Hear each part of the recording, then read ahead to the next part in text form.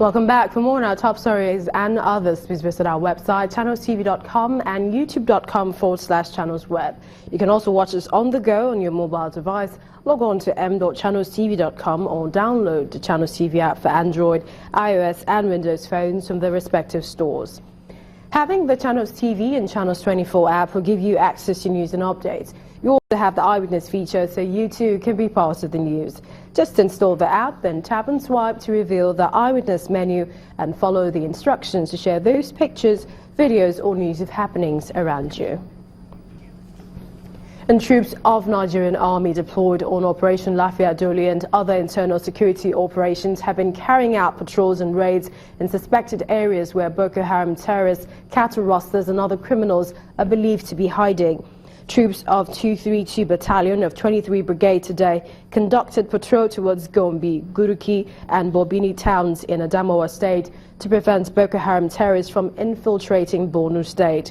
Troops were also deployed in Garkidi to block positions at Jau General Area to prevent any fleeing Boko Haram terrorists. Other units under the brigade are conducting patrols at Wurulade village to prevent the terrorists from infiltrating through the border with Cameroon. Troops of 120 and 159 task force battalions have maintained aggressive clearance operations. The 33 Brigade Nigerian Army, following a tip-off on the presence of suspected cattle rustlers and armed bandits at the Duskin Kalembu around Dogonruwa in the Ngiloku government area, embarked on fighting while on patrol to the general area. Although the suspected criminals fled, the troops recovered one AK-47 rifle, one locally made gun and an empty magazine buried in cow dung. The patrol team destroyed the cattle rustlers' camp. The brigade also arrested a former assistant police inspector and one Abdulwahab Adamu at married officers' quarters in Shadawanka Barracks, Bauchi, in possession of one single-barrel gun, 4 cartridges, 11 empty cartridges, gunpowder, 1 leg chain, 1 motorcycle and 1 cutting machine. Both suspects are now being interrogated. And with the renewed attacks on communities in Benue State, Governor Samuel Ortom has asked the Nigerian Immigration Service to upgrade the Kwande Taraba border port with Cameroon to check the influx of armed foreign herdsmen. The Governor Ortom made the request at a security meeting in Makurdi. This security meeting is at the instance of Governor Samuel Ortom following alleged attacks and killings by herdsmen in Benue State. Present at the gathering is the Assistant Controller of Immigration and that of Prisons. The Assistant Controller of Immigration unveils his plans to stop the violence in the state. If we get to Benue State, Makurdi, for instance, they'll have the easiest access to the North Central, to the Southeast, and to the South-South. I've come here with a definite mandate to secure the borders of this axis and to make sure that I deal with all those that are here illegally. Governor Ortom is quick to remind the Immigration Service of an immediate solution to the port at the border with Cameroon. Current invasion of farmlands is believed to be foreign herdsmen. It is something that you need the capacity, you need the support to ensure that you check the influx of these ones coming into our state. He also speaks in efforts to complete the ongoing cell block at the Makurdi prison. We looked at these people as children, brothers and sisters. If we can find comfort for them, it is best, especially those awaiting trials. Some of them are even innocent. Benue State has witnessed a barrage of attacks, and the governor says enough is enough. Well, let's go over to Ogun State, where the governor, Ibikunle Amosun, has signed into law a bill to upgrade Moshood Abiola Polytechnic, Ojere, Abeokuta, to a multi-campus institution, Moshood Abiola University of Science and Technology.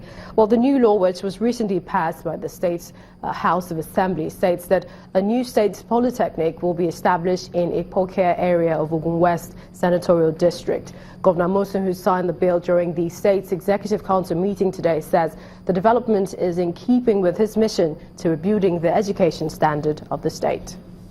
Changing the status of the school from a polytechnic to a university of science and technology, so which I think is going to be multi-campus, and I'm sure that this will further enhance the quality of education in Ogun State and in that institution. There's nothing you can compare with education. So by doing this, we stand to achieve so many things. By the establishment of the Moshood Abiola University of Science and Technology, I want to believe that it will have a far-reaching effect on our education system. A bit of politics with the Senator Ali Modu Sherif-led People's Democratic Party PDP insists on holding a national convention despite a pending appeal at the Supreme Court by his political rival, Senator Ahmed Makarfi. His deputy, Mr. Cairo Ojogbo, told journalists in Abuja that the party's National Working Committee, under the leadership of Senator Ali Modu Sherif, is in talks with other organs of the party to plan the convention. According to him, the party will go on with the convention even as the Senator Ahmed Makarfi group awaits judgment from the Apex Court. The National Working Committee has adopted the position of the Reconciliation Committee as a working document and a working paper, and is not exhaustive. Any organ of the party or any person in the party that has any position to submit to the National Working Committee will also be studied. If McAfee and his group, if they feel that they don't want political settlement, that they want to wait for the Supreme Court, it is their choice. But the party cannot remain stagnant waiting for them. So the party must continue.